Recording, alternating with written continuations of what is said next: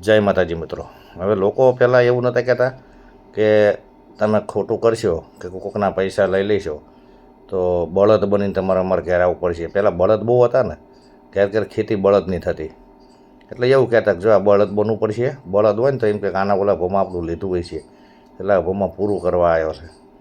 તો હવે અત્યારના સમયમાં તો લોકો ખોટું તો ઘણું કરે છે, ઘણા લઈ લે છે, મારી ખાય છે, બધું કરોડોનું કૌભાંડ થાય છે। તો બળદ તો અત્યારે દેખાતા નથી, તો કઈ રીતે ચૂકવતા હશે એ લોકો, મને એ ખબર નથી પડતી। અત્યારે ટ્રેક્ટર થઈ ગયા, એવું નથી ખોટું કરવું, ભોગવવું જ પડે, પણ બળદ બનીને ભોગવવું પડે કે એ બનીને જે માણસ હોય ને એ માણસ જ બને, માણસમાંથી કોઈ બળદ ના બને। કારણ કે આંબાના તમે 10 વખત એની કેરીને વાવો ને ગોટલી, તો આંબો જ થાય।